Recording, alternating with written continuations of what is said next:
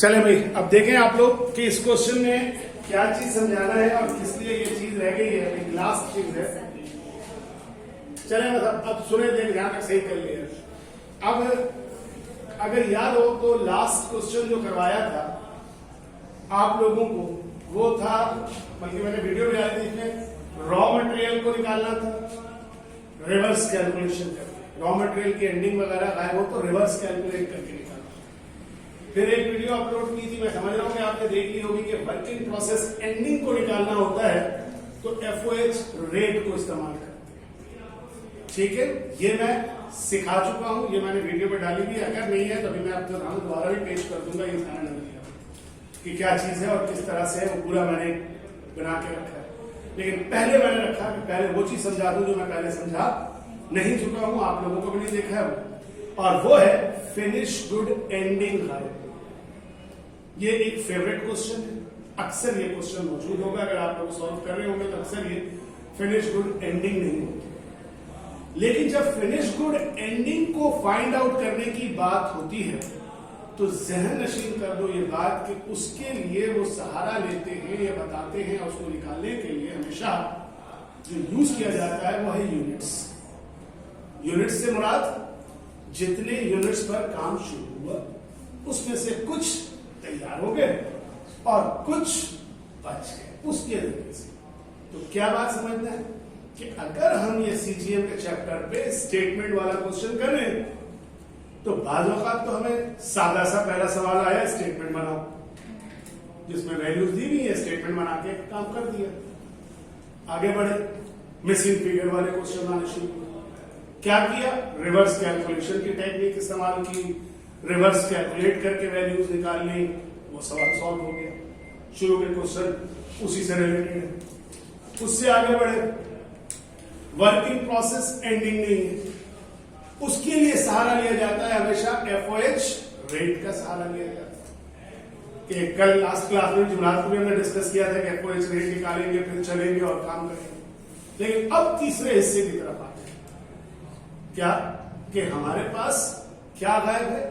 Finish good की, और उसके लिए हमेशा हमें यूनिट्स देगा। अभी जो रेड से लिखा हुआ है इसको जरा तवज्जो के साथ समझिए। पहला मरहला कोई मुश्किल नहीं है, आपसे पहला कहता है बना दो भाई statement of cost of goods manufacture. कोई मुश्किल काम नहीं है, वही काम है। आपने यहां से उठाना है सबसे पहले क्या? रॉ मटेरियल, यानी ये जो ब्लू से मैंने करके दिया हुआ है, दिखाया हुआ है, ये है आपके पास इस वक्त मौजूद। सादा सी बात क्या जी? बिगनिंग लिखिए, परचेज ऐड कीजिए, अवेलेबल पर आ जाइए, क्लोजिंग को क्या कर दीजिए? लेस कर दीजिए। क्या आ गया? 2 लाख कंज्यूम्ड आ गया, या 2,10,200 आ गया। थोड़ी सी कंफ्यूजन थी क्योंकि डायरेक्ट लेबर की बात होने लगी, तो कंफ्यूजन क्रिएट करने के लिए उन्होंने 2 चीज लिख दी। एक लिख दिया direct labour assigned to production, और एक लिख दिया direct labour paid during the year. अब यहाँ कंफ्यूजन हो गया कि यार ये वाली फिगर है, ये वाली फिगर है। तो भाई बात ये है कि आप निकाल रही हैं प्रोडक्शन की कॉस्ट, तो कौन सी होनी चाहिए? जो प्रोडक्शन में इस्तेमाल हुई है वो कॉस्ट, या जिन लोगों को अदायगी की है वो कॉस्ट? सीधी सी बात है, जो इस्तेमाल हुई है उसको लेना चाहिए, क्योंकि हम इस साल का निकाल रहे हैं। अदायगी तो हो सकती है कम हुई हो, या अदायगी हो सकती है पिछले साल वाली भी इस साल हुई हो तो ज्यादा भी हो सकती है। तो पेड का ताल्लुक नहीं है कॉस्ट ऑफ गुड्स मैन्युफैक्चर। किसका ताल्लुक है?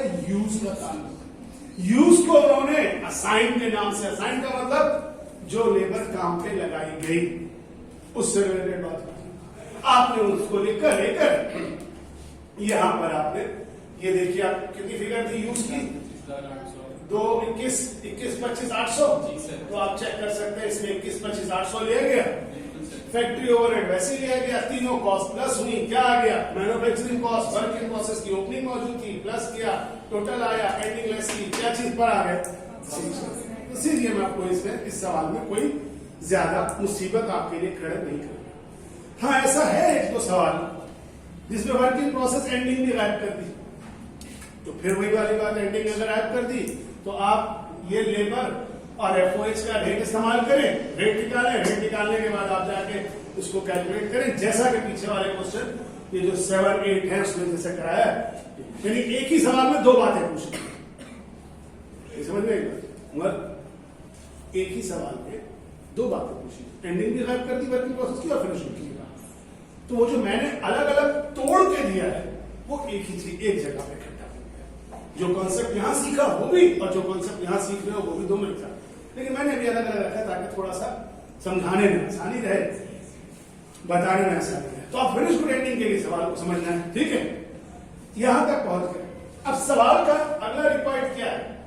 तो सवाल का अगला रिक्वायर्ड है आपसे जो असल, अब मेरा अगला रिक्वायर्ड क्या है तो आप देख सकते हैं मैंने लिखा है क्या, schedule of finish good, unit cost, cost of unit.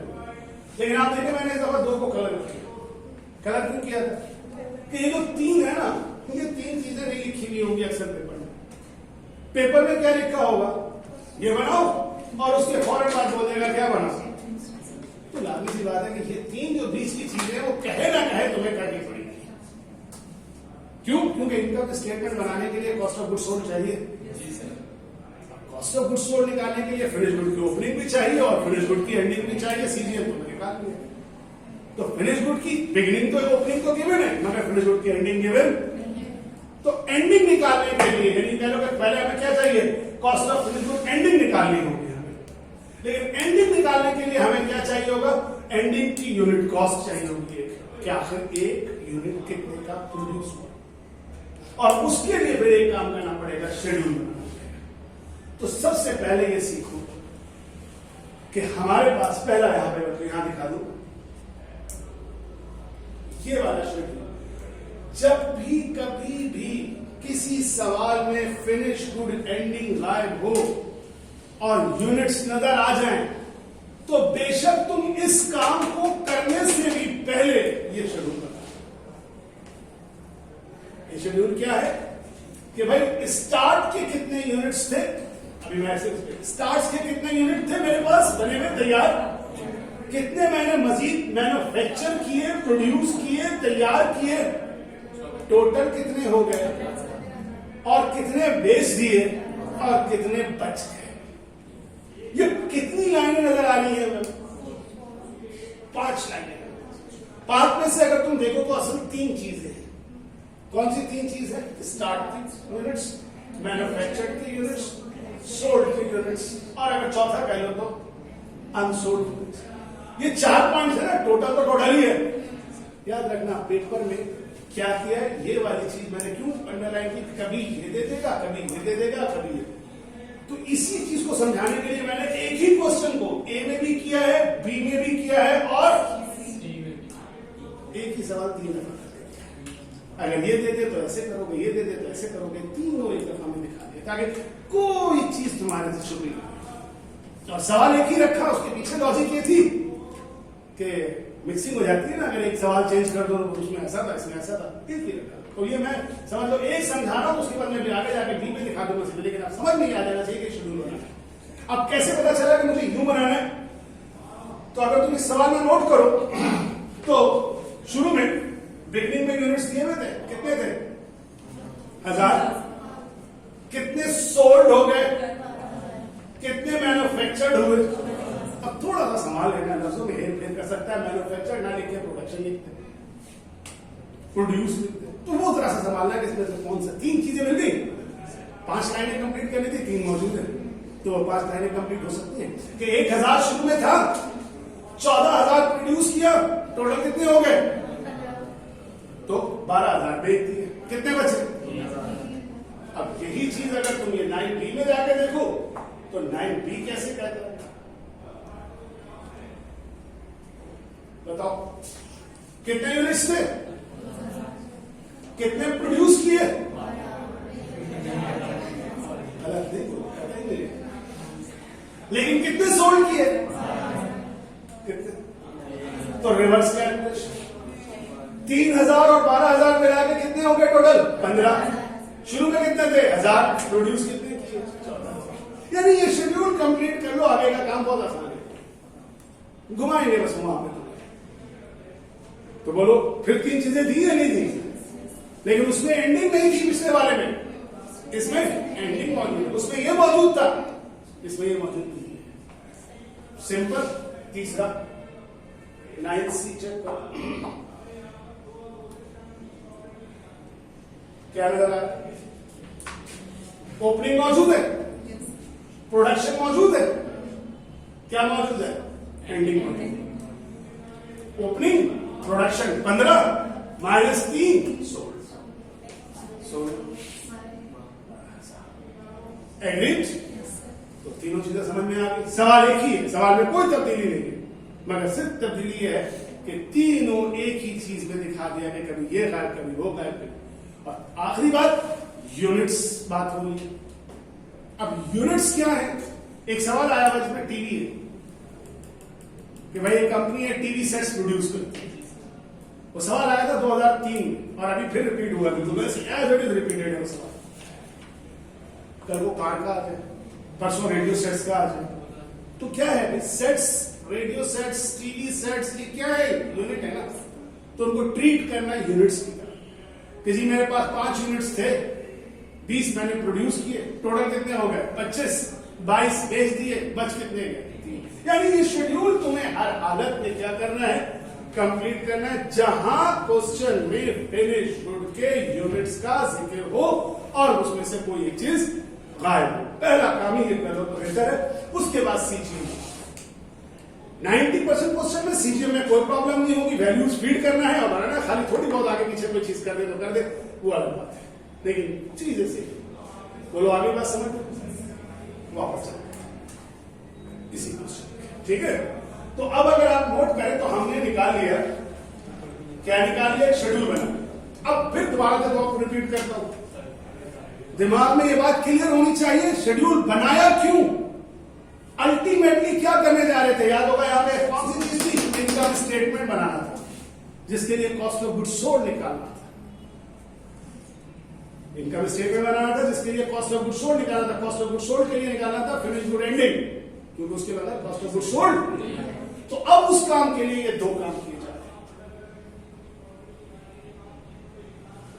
सबसे पहला काम, competition for unit cost of finish good manufacture. ये वैसे ही है जैसे याद है एवरेज इन्वेंटरी वैल्यूएशन में आप निकाला करते थे, एवरेज यूनिट कॉस्ट निकाला करते थे, तमाम परचेजेस को इकट्ठा कर लेते थे, तमाम units, total cost divided by total units, तो एक यूनिट कॉस्ट आती। उस जमाने में आपको याद होगा क्या अलग अलग परचेजेस की यूनिट कॉस्ट होती थी कि 2000 इतने के खरीदे, 3000 इतने के खरीदे, 4000 इतने खरीदे, बिल्डिंग का इतने का था, सबको प्लस कर दिया, सारी कॉस्ट को प्लस किया, सारे यूनिट्स को प्लस किया। ये वही काम हो रहा है। ऊपर क्या रखा? सीजीएम, नीचे क्या रखा? ये कहां से आया? तो ये सीजीएम की फिगर यहां से आ गई। और एक 14,000 कहां से आया? तो उसने बताया था प्रोडक्शन कितने की थी? 14,000। तो आपने इसको इससे डिवाइड किया, एक यूनिट कॉस्ट आ गया 350 रुपए। बिगड़े के यूनिट्स आ गए। बोलो समझ में आएगा? फिर रिपीट करूं, क्यों निकाल रहे हैं? क्योंकि हमें कॉस्ट ऑफ गुड्स सोल्ड निकालना है, फिनिश गुड की ऐसे निकालना। तो जैसे ही 350 निकाल लिया, अगले स्टेप में क्या निकालना है? Cost of finish good. जो मैंने अपलोड किया था वहां पे शायद मैंने ये हेडिंग मिस हो गई थी, मैंने इसको कॉपी पेस्ट किया था, चेंज करना था, भूल गया, लेकिन अभी वीडियो को देख लेना, मैं ये शीट भी अपलोड कर दूंगा। Cost of finish good ending. अब कैसे निकाले एंडिंग? फॉर्मूला क्या? फिनिश गुड एंडिंग निकालने का, जितने फिनिश गुड के एंडिंग के यूनिट्स थे उसको मल्टीप्लाई कर दीजिए unit cost of finish good. Ending units 3000। आपको मालूम है कि आपने शेड्यूल बना लिया था, कभी गिवन होगा कभी नहीं होगा, शेड्यूल बनाएंगे निकालेंगे, कभी गिवन होगा तो डायरेक्ट उठा लो, नहीं गिवन है क्योंकि हर चीज यहाँ पे क्या टोटल चाहिए, यहाँ पे क्या चाहिए? एंडिंग चाहिए। तो शेड्यूल जब बन गया तो हमारे पास सारी चीजें आ, ठीक है यूसुफ, समझ में आया? अब इसको 3000 को इसी 350 जो ऊपर निकाला था उससे क्या कर दिया? क्या चीज आ गई? Finish good. और जैसे ही एंडिंग आ गई हम बड़े आराम के साथ चला गया, क्या बना सकते हैं? कॉस्ट ऑफ इनकम स्टेटमेंट बना सकते हैं और उसमें कॉस्ट ऑफ गुड्स सोल्ड निकाल सकते हैं। सेल्स की वैल्यू धीमी थी, सवाल में सादा सी लिखी, बिगनिंग आपको पता थी, आपने बिगनिंग लिखा, मैन्युफैक्चर प्लस किया, अवेलेबल आया, क्लोजिंग जो अभी आपने वहां निकाली इस जगह पे वो प्लेस की, माइनस किया, क्या चीज आ गई? माइनस किया, ग्रॉस प्रॉफिट, दोनों चीजें माइनस की, नेट प्रॉफिट। बोलो याद रहे? तो बुनियादी सवाल में क्या मांग सकता है आपसे? मांग सकता है सीजीएम और मांग सकता है क्या। लेकिन इनकी एक ज्यादती है। एक सवाल जब पूछा था 2003 में जब आया था ये सवाल, उसके बाद दोबारा भी आया, उसका रिक्वायर्ड मुझे याद नहीं है कब आया, 2003 वाला टीवी वाला सवाल कब आया सर 2015। ठीक है, वो उसमें पता क्या किया उन्होंने, पहला रिक्वायर्ड लिखा प्रीपेयर इनकम स्टेटमेंट। छोड़ दो, सुनो प्रीपेयर इनकम स्टेटमेंट। अब एक बात बताओ, क्या इनकम स्टेटमेंट पहली दफा में प्रीपेयर कर सकते हैं? नहीं कर सकते। क्यों? क्योंकि उसका पूरा प्रोसेस है। अब बच्चे परेशान थे कि सर पहली दफा में इनकम स्टेटमेंट कैसे बनाए? तो भाई पहले नहीं बनाना है, हालांकि ज्यादती है, वैसे होना चाहिए तरतीब है। जैसे मैं तरतीब से आपको दे रहा हूं, चलो बहुत मुश्किल करते हो तो पहले ये लिखो बाद में ये लिखो, उन्होंने उठा के पहले ये लिख दिया, तो बच्चे रुक गए अब यार ये कैसे करें। तो आपको भी याद रखना कि तुम्हारे दिमाग में तरतीब होनी चाहिए कि इनकम स्टेटमेंट उस वक्त तक नहीं बना सकते जब तक सीजीएम पता ना हो, और सीजीएम अगर है गिवन है तब तो आगे बढ़ो। लेकिन अगर सीजीएम ही गिवन नहीं है तो पहले तो काम यही होगा ना यार, सीजीएम बनाओ फिर आगे बढ़ो, वरना फायदा क्या, कैसे कर सकते हैं, बढ़ नहीं सकते आगे। और फिर कॉस्ट ऑफ गुड्स सोल्ड पता, कॉस्ट ऑफ गुड्स सोल्ड के लिए ढूंढो एंडिंग पता है कि नहीं पता। अब उसके बाद उन्होंने उसमें क्या लिखा था, एक सवाल लिखा था, लिखा था उसके बताओ यूनिट्स मैन्युफैक्चर्ड कितने, यानी जब सवाल आया तो पहले क्या कहा, इनकम स्टेटमेंट बनाओ। सेकंड रिक्वायरमेंट का बताओ यूनिट्स मैन्युफैक्चर्ड कितने, तो अब यूनिट्स मैन्युफैक्चर्ड कितने हो उसके लिए लाजमी सी बात है क्या करना पड़ेगा, शेड्यूल बनाना पड़ेगा। अब उसमें सिर्फ तरतीब को आगे पीछे करके या जैसे दिन चाहे कर लो, एक साथ बना दो। अब इसमें अगर तुम देखो तो मैंने बी वाले में सी वाले में यही दिखाया था ना, ये वाला बी वाले में क्या दिखाया, मैन्युफैक्चर्ड लगाया, उल्टा चलेगा प्लस। अब अगर तुम इस तरह से शो कर देते हो तो भाई कोई मसला नहीं, लेकिन मैंने आपको सिखाया भी है कि उसको प्रॉपर शो करना है, जैसे शो करना है पहले लिखना है एंडिंग, उसमें प्लस करवा देना सोल्ड, तो कहना एंडिंग और सोल्ड प्लस कर दूंगा तो क्या आ जाएगा, टोटल, टोटल में बिगिनिंग लेस कर दूंगा तो क्या आ जाएगा। तो मुझसे पूछोगे तो बेस्ट वे है कि उसको थोड़ा सा चेंज करके शो। लेकिन अगर तुमको लगता है कि तुम मिक्स करके भूल जाते हो, भूल जाओगे, गलती कर लोगे, सीधा बना दिया, कोई बात नहीं। असल एग्जामिनर ने तुम्हारे 14,000 यूनिट के नंबर देने हैं, but if you are very good, very good, तो वही वाली बात है। क्योंकि क्लासिफिकेशन इसी बात पर होती है ना, आधा नंबर एक नंबर जो आपको ले जाता है 90s के बाद, तो वो इसीलिए ले जाता है कि आपकी कितनी अच्छी प्रेजेंटेशन, प्रेजेंटेशन सबकी होगी, अच्छी प्रेजेंटेशन उसकी होगी जो उसको उसी तरतीब से शो करे। तो बहरहाल व्हाटएवर, अगर लगे आपको तो ये अब आपने यहां तक पहुंचे। इस सवाल के बाद यानी कंप्लीट होगी बात, मेरी समझ में आ गई आप लोगों को, कर लेंगे। पहला स्टेप क्या होगा, हमेशा सीजीएम बनाया, दूसरे स्टेप में आपने शेड्यूल बनाया, तीसरे स्टेप में आपने यूनिट कॉस्ट बनाया। क्या फॉर्मूला होगा, हमेशा फिक्स फॉर्मूला होगा, क्या, ऊपर सीजीएम और नीचे total units produced, manufactured, production वाले यूनिट्स, यूनिट कॉस्ट आ गई। अब उसको मल्टीप्लाई कैसे करेंगे, बचे हुए यूनिट्स से। अब अगर मैं आपको एक चीज दिखाऊं, कैलकुलेटर तो होगा ना आप लोगों के पास, आपको मैंने यहां पे जो कॉस्ट ऑफ गुड्स सोल्ड था, पहले दोबारा देख लीजिए कि आपने जो कॉस्ट ऑफ गुड्स सोल्ड निकाला है वो कैसे निकाला, आपने कॉस्ट ऑफ गुड्स सोल्ड इस तरह निकाला कि आपने पहले फिनिश गुड एंडिंग को, यूनिट्स को इस 350 से मल्टीप्लाई करके फिनिश गुड एंडिंग निकाला। अगर आप चाहें तो आप cost of goods sold direct भी निकाल सकते हैं। कैसे निकाल सकते हैं, वापस जाना पड़ेगा मुझे, थोड़ा सा वापस इस तरह जाना पड़ेगा कि जरा देख के बताइए मुझे कि फिनिश गुड के बिगनिंग यूनिट्स कितने थे, 345 बिगनिंग यूनिट्स बोला है, यानी बिगनिंग के यूनिट्स थे कितने, और वो 1000 कितने के थे, उनकी टोटल कॉस्ट कितनी थी, 3,45,000। तो इनकी यूनिट कॉस्ट कितनी हुई, इस 345 को 1000 से डिवाइड कर दो, छोड़ दो ना यार, सारे जीरो काट दो, 345 बन जाएगा। अब उल्टा लिखा है मैंने, उसको मतलब ऊपर ये रखना है, नीचे उसको रखेगा, यानी बिगनिंग में जो यूनिट्स थे वो कितने के थे, 345। और अभी यहां पर देख सकते हो, अगले उसके आगे था कि जो प्रोड्यूस किए गए इस दफा वो यूनिट्स कितने थे, 14,000। और जो सीजीएम निकाला यानी उसकी जो टोटल कॉस्ट निकाली, प्रोडक्शन की जो टोटल कॉस्ट निकाली वो शायद निकाली है कितनी, 4.9 मिलियन, 49 लाख। अब इनकी यूनिट कॉस्ट तुमने निकाली थी कि ये होगी 350। तो शेड्यूल जैसे पास पार्ट वाले बनाते थे कि 1000 यूनिट्स थे शुरू वाले, कितने के 345, आगे टोटल कॉस्ट जो भी थी वो लिखी हुई है, और 14,000 प्रोड्यूस किए कितने के हिसाब से, 3,50,000 के हिसाब से। अब ये एक शेड्यूल आ गया। अब जरा direct cost of goods sold निकालो। एंडिंग तो निकाल ली थी ना हमने, कैसे निकाल ली, 3,000 को मल्टीप्लाई कर दिया था किससे, 3,000 से। क्योंकि अगर सवाल में देखो तो एक चीज मेंशन की है, कौन सा मेथड है, यहां हमेशा फीफो, ठीक है। अब यहां पे आ जाता है एक, इसके बाद बताता हूं। तो आप बल्कि चलो कैसे, अगर सोल्ड निकालना चाहते हो तो कैसे निकालो, कितने यूनिट सोल्ड थे, 12,000। तो सबसे पहले 1000 यूनिट ये वाले सोल्ड करोगे, कितने के, 345, कितना आ जाएगा, वही आ जाएगा 3,45,000। टोटल कितने यूनिट सोल्ड हुए थे, टोटल सोल्ड हुए थे 12,000।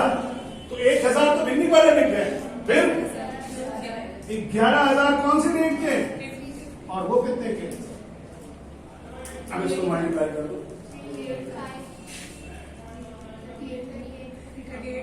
38,50,000। अब इन दोनों का टोटल कर दो, ये क्या बना, क्या यही कॉस्ट ऑफ गुड्स सोल्ड नहीं है इनकम स्टेटमेंट में, चेक करो।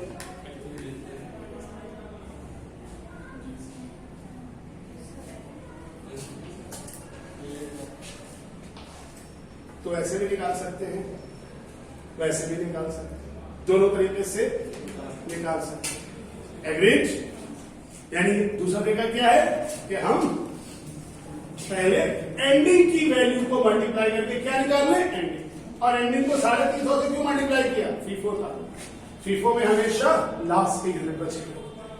ये शुरू की यूनिट कॉस्ट थी और ये लास्ट की, उससे मल्टीप्लाई करके यहां से माइनस किया तो वही आ गया। दोनों तरीके से आप, और ये वो आप वाली बात, अकाउंटेंट कभी मुतमईन नहीं होता।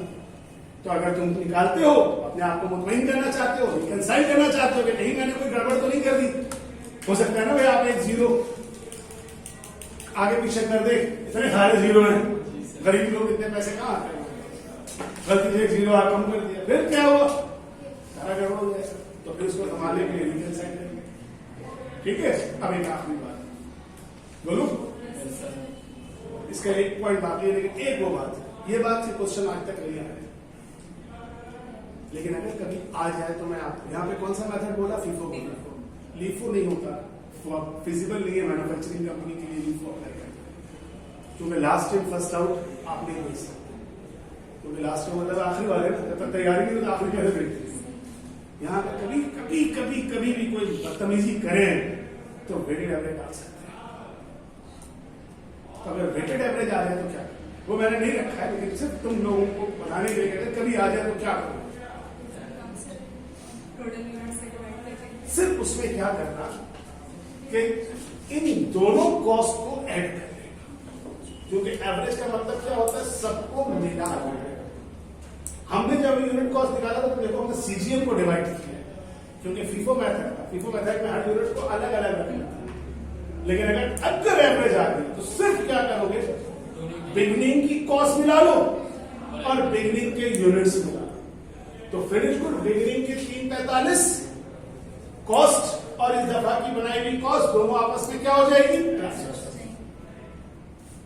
और डिवाइड वो 14 से नहीं होगी, या 14 से होगी, वो अब दोनों 14 और 1 मिलाकर 15 से होगी, क्योंकि एवरेज में सबको इकट्ठा करें।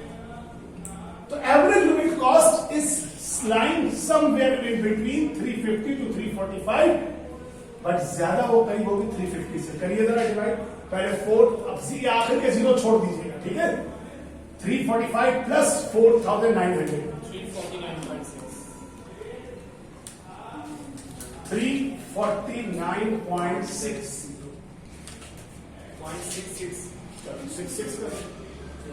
आप बता सकते हैं मुझे कि आखिर ये क्या लॉजिक है कि इसके करीब आएगी,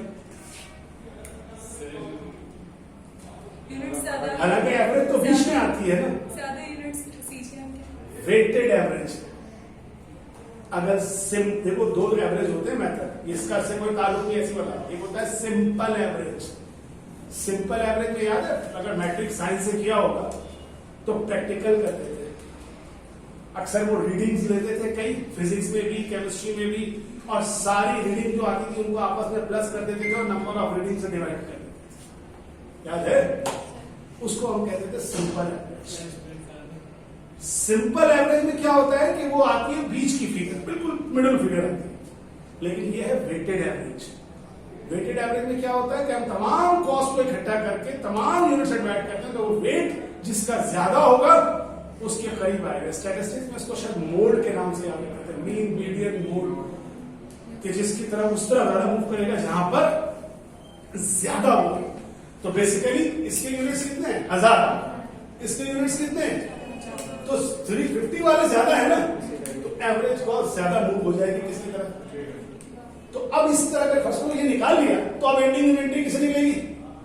3000 मल्टीप्लाइड बाई इस और अगर कॉस्ट ऑफ गुड्स निकालना है तो 12000 मल्टीप्लाइड बाई 0.6666। लेकिन मैं याद होगा ना 0.6 के बाद अगर 666 से मैंने कहा जब ऐसे आ जाए तो पॉइंट कैलकुलेटर भर के ले। ठीक है, तो बात खत्म कर रहा हूं। अगर आज तक अभी तक नहीं है, लेकिन खुदा ना खास्ता आप वो खुश नसीब लोग हों या बदनसीब लोग हों, अगर एवरेज आ जाए तो कोई बड़ी बात नहीं है। सिर्फ क्या कर लेना, दोनों को मर्ज करके निकाल के फिर वही काम करना जो करना है। इस वाले जगह पर तब्दीली आ जाएगी। ठीक है, लेकिन ज्यादा नहीं मर्ज। अच्छा, अब आखिरी चीज, इसी सवाल के आखिरी हिस्से में अगर आप देखिए तो इनकम स्टेटमेंट निकालने के बाद छठा रिक्वायर्ड आपसे क्या कहता है? ग्रॉस प्रॉफिट पर यूनिट और नेट प्रॉफिट पर यूनिट। अच्छा, इसमें एक थोड़ा सा लाइन आगे होगा, पर यूनिट अगर नहीं भी लिखा हो तभी तय है, वैसे ही होता है per unit sold. Gross profit या net profit per unit sold. तो आपने इनकम स्टेटमेंट बनाई थी, आप देखिए कि आपने ग्रॉस प्रॉफिट निकाला था कितना, दिस, नेट प्रॉफिट निकाला था दिस। आप यहां नीचे देख सकते हैं कि अगर मैंने इस तरफ करके सॉल्व किया तो ये वाला तो ये हो रहा है, computation for gross profit per unit sold, gross profit divided by sold. Sold 14000 मत देना, 14000 क्या यूनिट्स थे? मैन्युफैक्चरर्स। क्योंकि सोल्ड में क्या है तो 12000। इसमें क्या होना चाहिए सोचो, ऊपर प्रॉफिट ग्रॉस प्रॉफिट की जगह क्या रख लोगे? नेट प्रॉफिट, और नीचे भी वही रहेगा फिर जो सोल्ड हुआ। तो ये देखिए, एक 400 से और एक 2 से। टीवी वाले सवाल में ये वाली चीज पूछी गई है। ठीक है, तो ये अब आप लोग इसको अटेम्प्ट करेंगे। क्लियर? चलूं आगे, बोर तो नहीं हुआ? तो अब ये वाला क्वेश्चन हो गया, अब इसको आप करेंगे। ठीक है, अब आते लास्ट हिस्से की तरफ।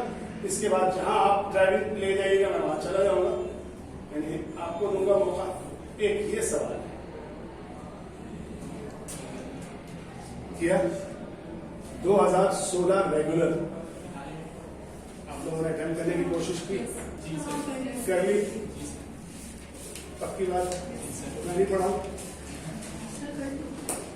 सुन लीजिए चीज है। सबसे पहला 2016 रेगुलर थोड़ा निकालिए, आप देख लीजिए क्या पता कि इम्तिहानी पॉइंट ऑफ व्यू से पहले आपको समझ में आ जाए कि इम्तिहान में आपसे क्या पूछा जा रहा है, और फिर हम उसको किस तरह सॉल्व करेंगे।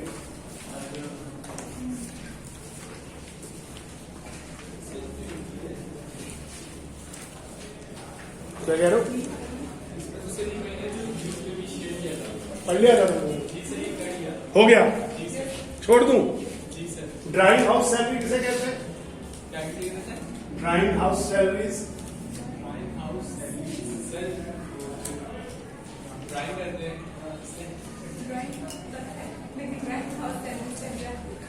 मैंने अगर वो समझाया था तो उसमें समझाया था drawing office salaries, counting house salaries. ये नहीं पढ़ाया है ना, तो फिर क्यों बोल दो?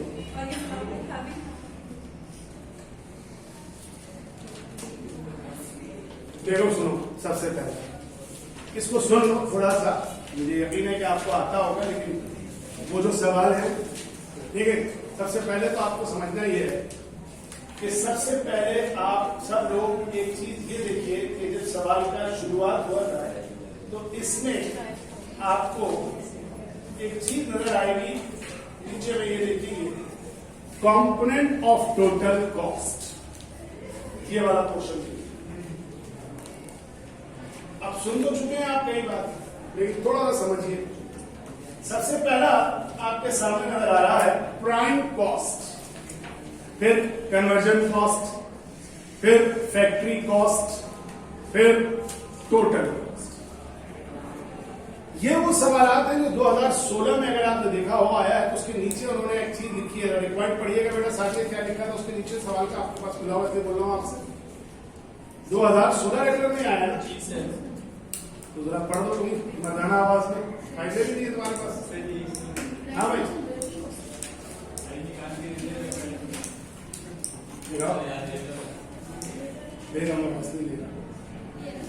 ये वाला नहीं यार 16 रेगुलर भी तो तुम हाँ हाँ पढ़े जा रहा। जी सर 2006 चेक करो जरा।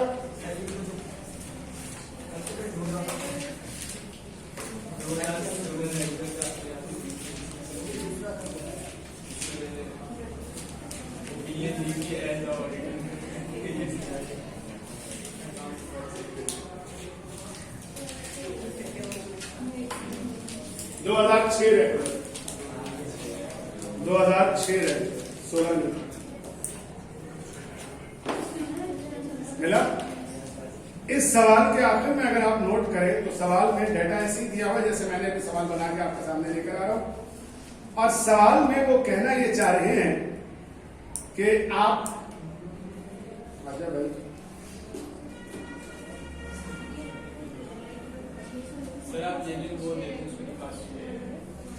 Question number 2, classify the above expenses under the various element of cost showing separately the total expenditure।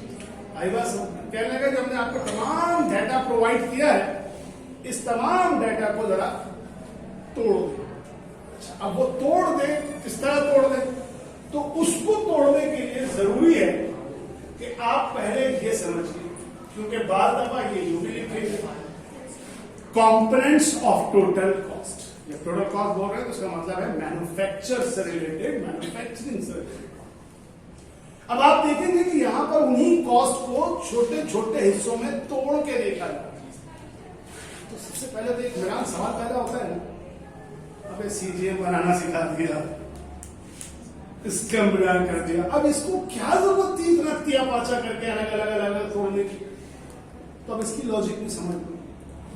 देखो मैन्युफैक्चरिंग इदारों में बहुत छोटी छोटी छोटी छोटी अलग अलग नेचर की कॉस्ट इनकर्ड हो रही होती है, और अगर हम कॉस्ट को ना संभालें, कॉस्ट को कंट्रोल ना करें तो रैपिडली उसमें क्या होता है, इंक्रीज होता है। तो रैपिडली हम संभाल के तो कंट्रोल कैसे कर सकते हैं, तो हम हर कंपोनेंट को अलग अलग क्या करें, व्यू करें, तब जाके हम इस काबिल हो सकते हैं कि हम देखें कि असल में किस टुकड़े में हमारी कॉस्ट पिछले साल के मुकाबले में इस साल इजाफा कर, समझ में। इसलिए हम उस पूरे सीजीएम को छोटे छोटे टुकड़ों में क्या कर देते हैं, तोड़ देते हैं। अब उसके लिए फिर हमें पूरी नॉलेज होनी चाहिए कि कहां कहां कौन सी चीज शिफ्ट करनी है। अब उसमें पहले चीज थी मटेरियल यूज्ड, लेबर भी चाहिए, फिर एफओएस मालूम होना चाहिए, कौन से सेलिंग में जाएंगे, कौन से एडमिन या जर्नल में जाएंगे, है ना। इसके लिए उन्होंने देखिए आपको पहले इस तरह समझाया कि प्राइम कॉस्ट में बांटो। अब प्राइम का मतलब पता है ना, बुनियादी, बेसिक। तो किसी भी प्रोडक्शन में दो बुनियादी कॉस्ट है, एक डायरेक्ट मटेरियल और दूसरा, इन दोनों को प्लस कर दो तो प्राइम कॉस्ट बोलोगे। सर तीसरा भी लिखा हुआ, तीसरा होता है डायरेक्ट एक्सपेंस, लेकिन शायद बार बार मैं बता चुका हूं बीकॉम लेवल पे जरा कम होता है। तो बुनियादी तौर पर अगर कभी प्राइम कॉस्ट का फॉर्मूला पूछे तो दो फॉर्मूला पूरा तीनों लिखो, डायरेक्ट मटेरियल, डायरेक्ट लेबर और, लेकिन अगर कैलकुलेशन की तरफ जाओ तो ज्यादातर ढूंढो क्या, डायरेक्ट मटेरियल और डायरेक्ट लेबर। अगर है कोई साफ लिखा हुआ डायरेक्ट एक्सपेंस तो ठीक है, वरना दफा नहीं होगा एक्सपेंस। इन दो चीजों को प्लस करके प्राइम कॉस्ट निकालते। अब उसके बाद आता है कन्वर्जन कॉस्ट। कन्वर्जन, कन्वर्ट करने की कॉस्ट। इसमें दो कॉस्ट है, डायरेक्ट लेबर और भाई ये लकड़ी थी ना, लकड़ी का तख्ता होगा एक, उसको इस तरह काटा गया, तो उसको कन्वर्ट करने पे क्या आया, तो उसमें डायरेक्ट लेबर और फैक्ट्री ओवरहेड। तीसरे नंबर पे factory cost, production cost, work cost, जिसको तुम जानते हो किस नाम से, तो तीनों को प्लस करो, डायरेक्ट लेबर और फैक्ट्री ओवरहेड। यहां लेकिन एक नुकता अच्छी तरह समझिए, अगर कभी सवाल में वर्क इन प्रोसेस बिगिनिंग और एंडिंग दे दे, तो फिर क्या करना, यानी ये लिख के समय मैंने लिखा नहीं है, फिर ये करना कि याद है मैन्युफैक्चरिंग कॉस्ट में बिगिनिंग ऐड करते थे और एंडिंग को क्या करते थे, लेस। यानी अगर 90% जो ऐसे क्वेश्चन आते हैं ना, उसमें वर्किंग प्रोसेस की बिगिनिंग और एंडिंग नहीं देते तो आसान है। लेकिन अगर किसी क्वेश्चन में बिगिनिंग और एंडिंग दे दें, तो वर्क कॉस्ट हो जाए, प्रोडक्शन कॉस्ट हो जाए, फैक्ट्री कॉस्ट हो जाए या सीजीएम हो जाए, वो कैसे होगी, इन तीनों को क्या करोगे, प्लस करोगे, बिगिनिंग को फिर प्लस और एंडिंग को माइनस, जैसे कॉस्ट ऑफ गुड्स मैन्युफैक्चरिंग करते हैं। और उस सूरत में मैन्युफैक्चरिंग कॉस्ट ही, या कह लो मैन्युफैक्चरिंग कॉस्ट रिप्लेस हो जाएगी किससे, सीजीएम से। वही रहेगी क्या, वर्क कॉस्ट, उसी को कहेंगे क्या, प्रोडक्शन कॉस्ट, उसी को कहेंगे क्या, फैक्ट्री कॉस्ट। और आखिर में फैक्ट्री के बाद पूछता है टोटल कॉस्ट। टोटल कॉस्ट में कहता है factory cost plus selling expense और प्लस एडमिनिस्ट्रेटिव। ठीक है। अच्छा, अब यहां मैंने एक नोट लिखा था यार, चूंकि ये चीजें जो है ना, ये डिफरेंसेस, ये कोई मतलब वाली बात है कि इसका कोई लॉ नहीं, कोई इसके अंदर जैसे होता है ना अकाउंटिंग में IFRS आ गए, IAS आ गए, तो रूल बन गए। ये चूंकि मैनेजमेंट अकाउंटिंग का मतलब ये है कि हम अपनी सहूलत के लिए कर रहे हैं, तो इसमें कोई चीज फिक्स नहीं होती। तुम्हारे लिए कोई चीज अच्छी होगी, तुम्हारे लिए कोई और चीज होगी, मेरे लिए कोई और फॉर्मूला हो। हम तीनों अपने अपने हिसाब से क्या कर सकते हैं। मतलब एक बात बताओ, सर्विस बिजनेस होते हैं, अभी तक हम लोग जो कॉस्ट अकाउंटिंग पढ़ रहे हैं किस बिजनेस में पढ़ते हैं, मैन्युफैक्चरिंग। क्या सर्विस बिजनेस में कॉस्ट अकाउंटिंग हो सकती है? सोचो, हो सकती है क्या? वहां इन्वेंट्री की शक्ल होगी, raw material, working process, finish good होगी। For the kind information, yes. अच्छा बताइए कैसे। सर फॉर एग्जांपल कोई भी सर्विस प्रोवाइड कर सकते, जैसे कार सर्विस। कार सर्विस में मुराद कौन सी सर्विस? सर फॉर एग्जांपल अभी जिस पॉइंट पे है, मैं कह रहा हूँ कोचिंग सेंटर है, क्या यहाँ मैन्युफैक्चरिंग हो सकती है? एयरलाइन इंडस्ट्री में मैन्युफैक्चरिंग हो सकती है? सोचते हैं आप, अच्छी बात है, मैं आपको मजीद बता देता हूँ। जी हाँ, इस कोचिंग सेंटर में इन्वेंट्री है। कौन पता है? आप लोग। कैसे? जिस वक्त आप आए थे, पहली क्लास में बैठे थे, you are raw material. For BCom part 2 आप रॉ नहीं थे, आपको नहीं आया, आप रॉ। अब रॉ का मतलब जरूरी नहीं है तख्ते की शक्ल में कोई आए। अभी आप क्या है? Work in process. When we have completed your course, you are फर्क से ये है कि तुमको उठाकर स्टोर में जाने का। Who am I? Direct labour. बाकी सारे बच्चे रिसेप्शन, ये वो, गार्ड, यहाँ वो, मफ्ती चाय, ये क्या, इतने बड़े बड़े बैनर, लेटर भेज रहे हैं, ये कर रहे हैं, फोन कॉल कर रहे हैं, सेलिंग एक्सपेंस, बाकी एडमिन एक्सपेंस, क्या वो सारी चीजें मौजूद है या नहीं? तो आप बेशक अप्लाई ना करें, मगर एक तरह से है और कॉस्टिंग करना जरूरी है। आप यहां सोचते हैं ना, ये सोचिए जरा सा, मोबाइल फोन कंपनीज क्या मैन्युफैक्चरिंग है, सर्विसेज है? अगर देखा जाए तो सर्विसेज है। बाई इंडस्ट्री सर्विस इंडस्ट्री है। बेचती क्या है? एयर टाइम बेचती। एयर टाइम कहाँ है? नजर तो नहीं आता, लेकिन वहां कॉस्टिंग बहुत जरूरी है। कैसे वो पैकेज डिजाइन करते हैं, एक एक चीज को, कॉस्ट को क्या करते हैं, इकट्ठा करते हैं, तब तुम्हारे लिए पैकेज होते हैं ना कि ये पैकेज दे ले, ये पैकेज दे ले, जो आए दिन इश्तिहार आ रहे हो।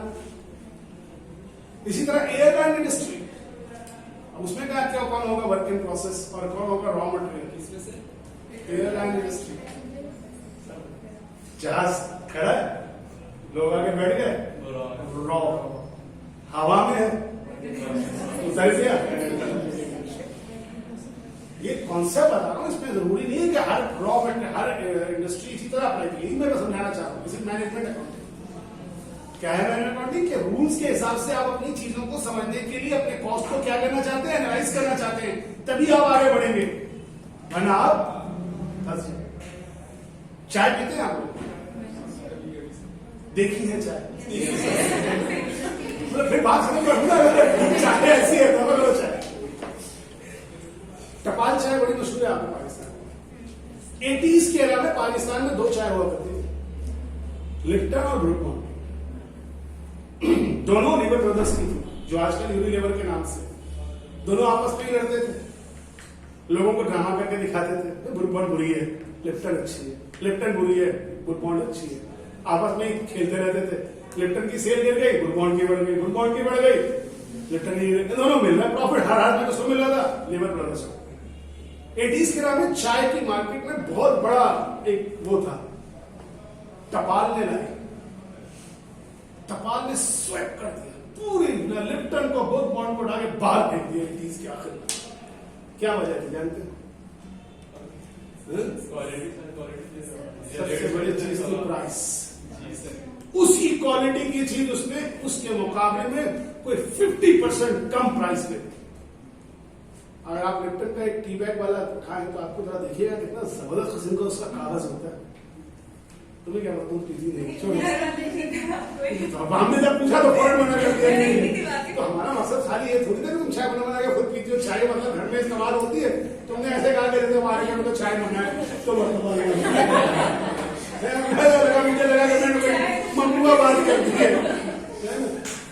तो आप देखिए जरा सा लिप्टन की जो पैकिंग है, उसके जो कलर है, आपको पता नहीं है उसका जो कलर है ना लिप्टन का, वो जो कागज का, जरा देखिएगा वो कागज का कलर आप मैच करके देखिएगा। आप 50 क्या 1000 येलो देख रहे, वो शेड नहीं मिलेगा जो आप लिप्टन का येलो शेड है।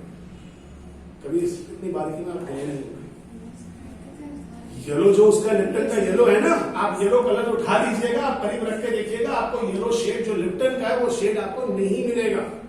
दे हैव स्पेसिफिकली उन्होंने शेप को, कोड को डिजाइन करके वो येलो कलर जो है हासिल किया। वैसा येलो कलर आपको नॉर्मल येलो में कभी नजर नहीं आएगा। तो वेल बात वापस आती है, चुटपाल ने मार दी मार्केट में, खत्म कर दी, तबाह इन्होंने हासिल कर लिया। अब क्या करते? लिप्टन और ब्रू बॉन्ड चाय पीने छोड़ देते, मतलब छोड़ो यार अब तो बनाते ही नहीं, हार गए। क्या हुआ? उन्होंने बोला कि यार इसको हम कैसे काउंटर करें, क्योंकि उनकी कॉस्ट इतनी ज्यादा थी कि वो कॉस्ट वापस नहीं ला सकते थे उसके बराबर टपाल के चक्कर। क्योंकि जब एक कंपनी पुरानी हो जाती है तो वहां की कॉस्ट पक्की हो चुकी होती है, उसके किराए, रेंट एग्रीमेंट्स आगे चले जाते हैं, वापस नहीं ला सकते आप। एम्प्लॉयज की सैलरीज, अगर 10-15 साल से लोग काम कर रहे हैं तो उनकी सैलरीज बढ़ चुकी होती है। आपको मालूम है हबीब बैंक में, अब तो पता नहीं है या नहीं बेचारा, एक ऑफिस बॉय था। आपके ख्याल में एक ऑफिस बॉय की सैलरी क्या हो सकती है? 10-15 हज़ार रुपए। ही इज गेटिंग 2.5 लाख रुपए, 2,50,000 रुपीज। चाय बनाने में उसने उस वक्त ज्वाइन किया था जब वो इतना पिद्दा सा होगा, 10-12 साल का होगा। तो आज से वो आदमी मतलब बहुत, आपके आज वो 60-70 साल का रिटायर हो चुका है, तो 60 साल पहले अगर उसने ज्वाइन किया था तो छोटा था, उस जमाने में उसकी सैलरी तय हुई थी। बैंक्स वगैरह के अंदर एक लागत है, वहां पे आप ये अपनी कोचिंग की तरह या आम प्राइवेट स्कूल वालों की तरह नहीं कर सकते, इतना करना करो वरना निकलो। रूल्स एंड रेगुलेशन फॉलो होते हैं, बाकायदा होता है, उसके हिसाब से उसको प्रमोशन मिली, प्रमोशन से ग्रेडिंग बढ़ी उसकी, तो वो 2-2.5 लाख रुपए उसकी सैलरी हो गई प्यून की। और आज आप सोच सकते हैं क्यों? क्योंकि वो स्टैब्लिशमेंट पुराना चला। आज आप 20,000 रुपए में आराम से एक ऑफिस बॉय हायर कर सकते हैं जो आपको वही चाय बना के पिलाएगा। तो क्या अभी बैंक उस कॉस्ट को कम कर सकता था? अगर आप उसको निकाल देंगे तो चूंकि आप गवर्नमेंट ऑर्गेनाइजेशन है, आपको केस करेगा, तो कैसे निकाल सकते हो, कौन से रूल के तहत निकाला तुमने उसको? जब बाकी लोगों को तनख्वाहें ढेर हो तो एक आदमी के साथ ज्यादती है ना, तुम उसी एक आदमी की सैलरी ज्यादा है उसकी और सस्ता लिया उसकी जगह, क्योंकि एक प्यून को अगर खुला करवाते तो पूरे डिपार्टमेंट के अंदर सारे लोग आए सही है। लेकिन अब किसी तरह से हुआ क्या कि लिप्टन और टपाल और लिप्टन और गुलबोर्ड वापस नहीं आ सकते थे। उन्होंने क्या किया, उन्होंने टपाल की टक्कर के लिए लिप्टन ताजा के नाम से लॉन्च किया जाए और वो उसके लिए उन्होंने बाकायदा एक अलग कंपनी स्टैब्लिश की जिसमें सारी एम्प्लॉयमेंट क्या की गई, अब उस नाम से उन्होंने लॉन्च किया ताकि वो टपाल को टफ टाइम देना शुरू करें और क्या करें, उसी प्राइस रेंज में लेकर आए। तो तमाम बातों का मेरा मकसद सिर्फ आखिरी है कि ये कंपोनेंट्स ऑफ टोटल कॉस्ट का मकसद अपनी मैन्युफैक्चरिंग कॉस्ट को क्या करना है, एनालाइज करना है। इसकी वजह से आपको इसमें मुख्तलिफ बातें नजर आती है। जिसमें एक दफा देखोगे, बाद दफा सब बुक्स में प्रोडक्शन कॉस्ट में जो फैक्ट्री कॉस्ट है ना उसको प्लस कर देते हैं, उसमें क्या, एडमिनिस्ट्रेटिव कॉस्ट। तो सवाल अगर कभी आ जाए prime cost, conversion cost, factory cost और वही अलग से कह देते हैं बनाओ प्रोडक्शन कॉस्ट, तो चाहो के लिए इस्तेमाल कर लेना। लेकिन ज्यादातर इस तरह से जो मैं बता रहा हूं ये जो अभी सवाल दिखाया 2006 का, उसमें तो कुछ नहीं लिखा था ना, तो उसमें करना क्या है, ये तमाम आइटम निकाल लेते, ठीक है। लेकिन अगर हो सकता है उस तरह से ना लिखा हो, बाकायदा लिखा हो, find out prime cost, find out conversion cost, find out factory cost. मैंने आपसे शायद कहा था 2002 का क्वेश्चन है या नहीं, आप लोग घर जाकर सॉल्व कीजिएगा, अभी छोड़ दीजिएगा, है तो दो बना, जिसके पास हो वो शेयर कर ले अगर फाइनल शुरू। अब आई जल्दी से इसको देखिए जो मैं क्वेश्चन दिखा रहा हूं आपको। अब इस क्वेश्चन में यही चीज है कि किस तरह से आपके पास डाटा दिया हुआ है और इस डाटा को आपने तोड़ना है।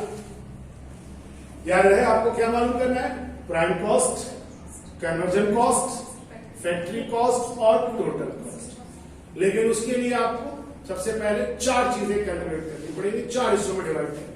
एक मटेरियल, ठीक, लेबर तो एक फिगर होती है उसका मसला नहीं है, मटेरियल, एफओएच, सेलिंग और यानी आप पेपर में क्या कीजिएगा, जब आप ये सवाल पढ़ना शुरू कीजिएगा आप मार्क करते जाइएगा कि कौन सी चीज डायरेक्ट मटेरियल में आएगी, कौन सी चीज फैक्ट्री ओवरहेड में आएगी और अभी आगे इधर है कौन सी चीज सेलिंग एक्सपेंस में आएगी और कौन सी चीज एडमिन एक्सपेंस में। अच्छा, यहां ये भी ध्यान रहे कि हम यहां पर एडमिन, जर्नल, ऑफिस जब बोल रहे हैं तो एक ही चीज है, एडमिन, जर्नल और ऑफिस।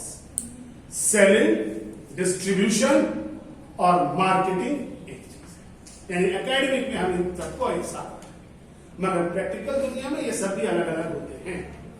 यानी एडमिन एक एडमिन नहीं होता, एडमिन में एडमिनिस्ट्रेशन होती है, एडमिन में फाइनेंस होती है, एडमिन में एचआर होती है।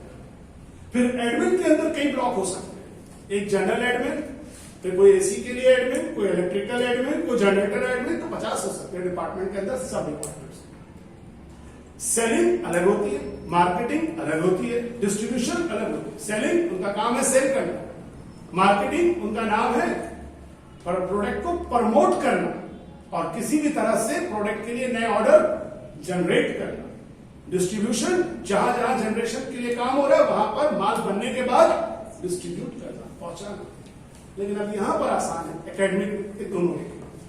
तो अब जरा सा समझिए, बात यह है कि बहुत सारे नए डिपार्टमेंट्स हैं, नाम है वो आपको शायद आते हो, लेकिन कुछ पुरानी किताबों के नाम है जो पुराने वक्तों में इस्तेमाल होते थे, वो अब आपको सिखाने का मकसद है। क्योंकि अक्सर कभी कोई पेपर बनाता है तो पुरानी जगह से उठा के बनाता है, तो वो देखिए रॉ मटेरियल ओपनिंग की बात करूं, रॉ मटेरियल क्लोजिंग की बात करूं तो कोई समझाने की बात नहीं है, इसमें आ जाएगा। क्या निकालना है, डायरेक्ट मटेरियल। उसके बाद क्या है, मटेरियल परचेज, यहां आ जाए। फिर दो तरह के कैरेज एंड कार्टेज आउटवर्ड और कैरेज एंड कार्टेज इनवर्ड है, कहां जाएंगे, जो इनवर्ड है वो यहां रहेगा और जो आउटवर्ड है वो अभी ये देख लो, यहां पर इस जगह पर ये डिस्ट्रीब्यूट करके दिखाया हुआ, देखो आ रहा है यहां और ये तो कैरेज एंड आउटवर्ड यहां आ जाएगा, ठीक है। मैं वहां भूलता जा रहा हूं, यहां वो लिखा हुआ है, आपसे समझते जाइए, बाद में आपके पास अवेलेबल है, मैं उसी पेज को यूज करूंगा। अगर इसको वो कर दूं, श्रिंक कर दूंगा तो फिर बहुत ज्यादा छोटा हो जाएगा, कोई मसला तो नहीं। फिर इंपोर्ट ड्यूटी, याद होगा इंपोर्ट ड्यूटी पहले भी डिस्कस कर दिया। कि यहां आ जाएगा। अब आता है ड्राइंग ऑफिस सैलरी, कहां जाएगा?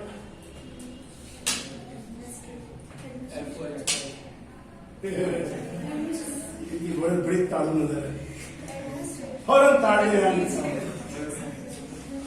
अब बताएंगे, लेकिन ये क्यों आया सर? तो प्यार से सर बोलता है जब उसको जवाब नहीं आता आता है। ड्राइंग ऑफिस सैलरी, जिसको आज हम प्रोडक्शन डिपार्टमेंट कहते हैं ना, बेसिकली ड्राइंग ऑफिस एक वो डिपार्टमेंट होता है। एक चीज तो तुम और समझो, जो तुम लोग छोटी छोटी बातें सुनते हो ना यार, तुम लोग तो उस दौर में पैदा हो जब पढ़ना बिल्कुल मुश्किल नहीं है। फिर बोलो मोबाइल है गूगल कर ले, जो पढ़ा गूगल कर लिया कर। लेकिन एक बात याद है, कभी कभी गूगल में भी बहुत सारी चीजें गलत होती है। लेकिन अभी ड्राइंग ऑफिस सैलरी जाके गूगल कर लीजिएगा। ड्राइंग ऑफिस ये होता है, प्रोडक्शन होती है, प्रोडक्शन के लिए लेआउट बनेगा। कोई भी चीज ऐसे ही तो नहीं ड्राइंग बनेगी। मैंने टेक्सटाइल इंडस्ट्री की बात सोचो, शर्ट बन रही है तो शर्ट की तमाम चीजों की क्या होगी, उसके स्टाइल, उसका ये जूतों का ये सब डिजाइन होगा। वो डिपार्टमेंट ड्राइंग डिपार्टमेंट जो प्रोडक्शन को डिजाइन करता है। लिखा हुआ है बेशक ऑफिस, लेकिन वो भी तो ऑफिस ही है यार। लेकिन वो ऑफिस कहाँ काम कर रहा है? वो काम कर रहा है फैक्ट्री के लिए। ऑफिस से हमें रट्टा नहीं लगा लेना। कौन सा रट्टा कि ऑफिस का वर्ड आ गया ऑफिस में फेंक नहीं। ड्राइंग ऑफिस बेसिकली उसकी काम क्या है? उसका काम है क्या? प्रोडक्शन के लिए डिजाइन करके उसका स्केड्यूल बनाना, किस काम पे कौन लेबर लगेगी, कौन सी नहीं लगेगी, ये सब। इसको आजकल हम लोग जदीद दौर में नाम देते हैं प्रोडक्शन डिपार्टमेंट, लेकिन पुराने जमाने में उसको नाम दिया जाता था ड्राइंग ऑफिस। तो वो यहां उसी के नीचे दूसरा ड्राइंग ऑफिस के नीचे क्या? Counting house. ये क्या हो सर? ये हेड ऑफिस। काउंट कौन करेगा? Normally counting house salary head office से क्या होगा? Sir account department. Account department, जिसको हम आज फाइनेंस डिपार्टमेंट कहते हैं। इसीलिए आप देखिएगा काउंटिंग हाउस सैलरी कहां मौजूद है, नजर आ रही है? देखो मिस्टर तारुस भाग क्यों रहा है? ऐसी मजाक कर रहे थे तो लग रहा है आप ही मान लिया अपने आप को। ये देख काउंटिंग हाउस सैलरी किसमें? और अभी मैंने कहा था ना कि ऑफ एडमिनिस्ट्रेशन में फाइनेंस नहीं होगा, तो ये अकाउंट्स डिपार्टमेंट, क्योंकि वो क्या करते हैं? बंदा काउंट करेंगे, पैसा देंगे। यानी मेन बात है पैसा काउंट करना, काउंटिंग हाउस सैलरीज। ठीक है। फिर क्योंकि ये सब सवाल जो है ना, इस तरह के नाम ये तुम देख रहे हो ना, कौन सा ईयर है? 2006। इससे पहले पुराने ईयर्स में 96 में इसमें ये सारे सवालात में ये सारी चीजें आ चुकी हैं। तो कभी भी किसी को सूझा और उसने वहां से उठा के डाल दिया तो ये सब आपके लिए कर दिया कुछ उसमें। अच्छा, फिर अब ये दो है, cash discount allowed, cash discount receive. कहां जाएगा डिस्काउंट रिसीव और अलाउड? Selling expense. सर एक सेलिंग एक्सपेंस हो जाएगा, अलाउड जो है, और रिसीव जो है इधर आ जाएगा। रिसीव यहाँ आ जाएगा और अलाउड जो है वो कहां चला जाएगा? Selling expense. ठीक है। उसके बाद होगा रिटर्न इनवर्ड और रिटर्न आउटवर्ड। और वो परचेज रिटर्न आउटवर्ड। इसमें एक चीज है, सेल रिटर्न आउटवर्ड लिखना था मुझे, इसको मैंने इन्वर्ट कर दिया। रिटर्न इनवर्ड सेल रिटर्न और रिटर्न आउटवर्ड परचेज रिटर्न। ये छोटा सा पॉइंट है, इसको मुझे सही करना। ठीक है। रिटर्न इनवर्ड, अब समझ लेना, रिटर्न इनवर्ड हमारे पास वापस आया। हमारे पास वापस कौन सी चीज आएगी? सेल। ठीक। रिटर्न आउटवर्ड हमने रिटर्न किया था, वो क्या है? Purchase return. तो थोड़ा सा मुझे यहाँ पे शायद उससे कोई वो हो गई कि मैंने इसको उधर उधर लिख दिया, लेकिन ये याद रखना रिटर्न आउटवर्ड होगा। वर्डिंग चेंज, नाम चेंज करूंगा मैं, रिटर्न आउटवर्ड। ठीक है। अमाउंट यही रहेगा, सिर्फ ये चेंज कर दूंगा, रिटर्न इनवर्ड को outward. Bad debt return of कहां आना चाहिए? ये भी एक बर्थडे वाली चीज है। आप सेलिंग में डाल रहे हैं, सेल वाले कहते हैं कि बिल्कुल आपकी लॉजिक ये है, सेल कौन कर रहा है? Selling department. तो बैड डेट हो रहा है तो किसका कसूर है? Sales department. लेकिन सेल्स वाला कहता है भाई मेरा काम तो बेचना था ना, तुमने तो मुझे ड्यूटी लगाई थी, बेच के आओ, बेच के आओ, बेच के आओ। वन ऑफिस नहीं आना, हम बेच के आ रहे हैं, अब जाओ ना पैसे तो निकलवाओ। यानी सेल डिपार्टमेंट कहता है रिकवरी एडमिन डिपार्टमेंट की जिम्मेदारी है। तो बैड डेट्स को आना चाहिए कहां? तो लेकिन बाज जगहों पर, बाज किताबों में इसको सेलिंग में भी लिया गया और बाज किताबों को एडमिन में भी लिया गया। अब आप पूछेंगे ना शीजा कहाँ लिखें, तो मैंने आपको पहले ही बताया कि एडमिन में लिखिएगा और इसको नोट नीचे ठोक दीजिएगा कि हम इसको एडमिन में कंसिडर कर रहे हैं, but in some cases it would also be treated as a salary expense. इस तरह से जब भी कोई चीज डबल आ जाए तो आपको बता चुका हूं मैं कि आप एक नोट लगा के उसको सही कर सकते। फिर repair of plant machinery and FOH, rent, rates, taxes and insurance. Yusuf rent समझते हो? ये रेट्स समझते हो? रेट्स से अच्छा मुझे रेट्स क्या होता है?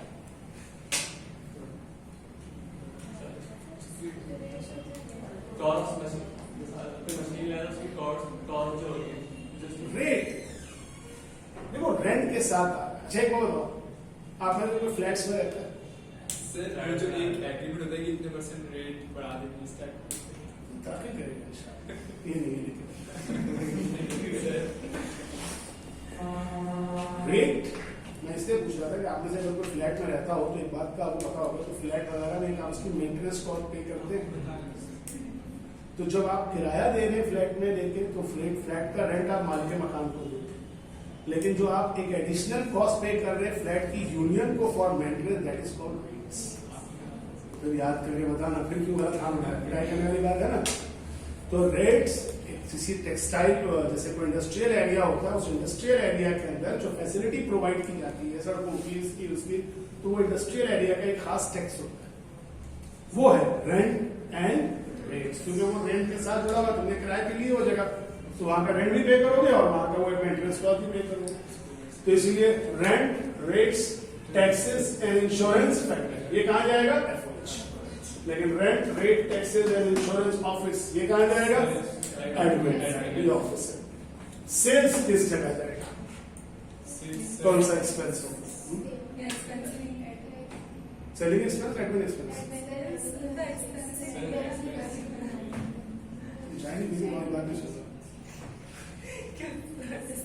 हाँ लिप्टन की चाय है, आखिर लिप्टन वाले ऐसी पागल है जो प्रोड्यूस बना रहे हैं।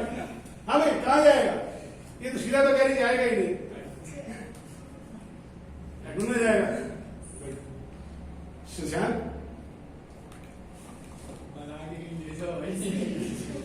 हाँ क्या नाम है? हमजा ना कमेंट्स तो आ जाते हैं किसी ना किसी बात पर, यहाँ तक नहीं आवाज आ रही भाई। सेल्स एक्सपेंस का जो चाय नहीं पी थी बता सही नहीं थी। सेल्स क्या है? अल्लाह के वास्ते उसको किसी एक्सपेंस ठीक है। फिर सेल्स कहीं नहीं आएगा, सेल्स रेवेन्यू आइटम है, इसको प्लीज पढ़े रहने देना। Travelling expense, traveller salaries and commission, ये सब ट्रैवलर्स कौन होगा? सेल्स वाले होंगे। तो एडमिन में कैसे डालोगे? ट्रैवलिंग नॉर्मली एडमिन वाले तो नहीं करेंगे ना, अकाउंट ऑफिस वाला बाहर घूमता रहेगा, यहाँ सारा कैश चोरी हो गया। सेल्स वाले होंगे तुमको ट्रैवलिंग के लिए देंगे, भाई फला जगह जाओ फला जगह जाओ, नहीं आते हैं वो बाइक पर जाओ डॉक्टर्स वगैरह के पास लेकर। फार्मा वाले, फार्मा से याद रहेगा, ठीक है। तो ट्रैवलर्स और ट्रैवलिंग एक्सपेंस हो गया, सेलिंग में चला जाएगा। प्रोडक्टिव वेजेस, अब डायरेक्ट लेबर मैंने लिख दिया इसलिए कोई बात रह नहीं गई, लेकिन प्रोडक्टिव वेजेस से बड़ा डायरेक्ट लेबर, इसको भी कहीं मत ले जाइएगा, ये अलग से आएगा।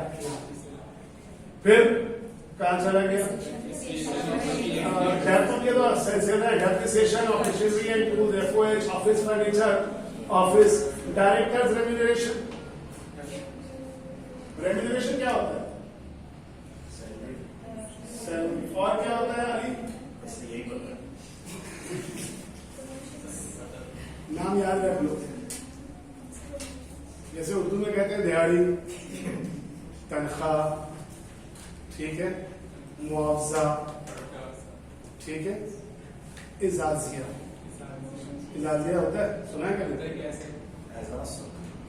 बेटा बेसिकली जब जैसे मैं आईसीए में पढ़ा रहा होता, तो जब आईसीए की क्लासेज या सीए के अंदर पढ़ाने का जब पे स्लिप मिलती थी, तो जैसे यहाँ से मिलती तो लिखा होता है टीचर सैलरी, वहां लिखा होता था टीचिंग ऑनरेरियम, क्या से टीचिंग? Honorarium, honorarium, इजाजिया। पता है क्यों? कुरान पाक भी आप अगर लेते हैं तो उसका हदिया होता है, ठीक है? कुरान पाक एक अलग चीज है, जस्ट टू केस। कहते हैं किसी को जब कोई इल्म सिखाता है ना, उसकी कोई कीमत नहीं है।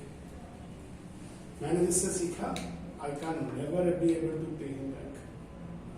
तो उसका मुआवजा नहीं कहते, उसका सैलरी नहीं कहते, उसको कहते हैं इजाजिया, उसे कहते हैं ऑनरेरियम। इसलिए जब प्रोफेशनल इदारे वो असातिज़ा को जब देते हैं तो they are never just say teacher salary, they pointed it teacher honorarium, teaching honorarium, इजाजिया।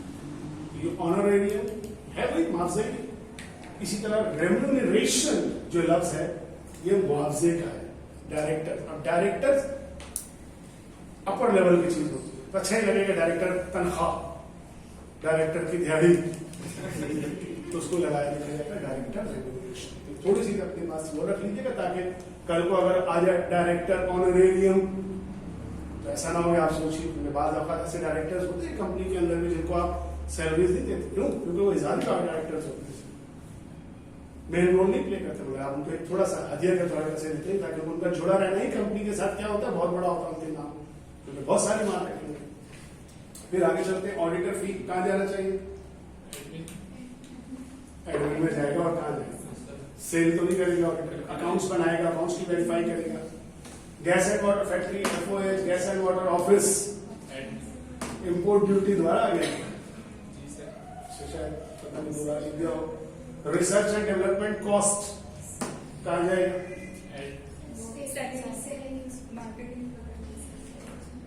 या तो कॉन्फिडेंस है बोलो, वरना फिर चाहिए। हाँ भाई यार, हमने पता नहीं क्यों बात सुनने का दिल चाह रहा, बता ना कहाँ जाएगा? क्यों? उसकी बारे में आपको बोल सकता, आप समझ जाएंगे बेटा, सही। लेकिन याद रखो रिसर्च एंड डेवलपमेंट जो है ना बेटा, ये आप देखते नहीं है कि जो प्रोडक्ट आ रहे होते हैं तो हर थोड़े दिन बाद नया प्रोडक्ट आता है। यही सैमसंग के मोबाइल फोन को ले लो, नोट 1, नोट 2, 3, 4, 5, 20 तक पहुंचा दिया उन्होंने।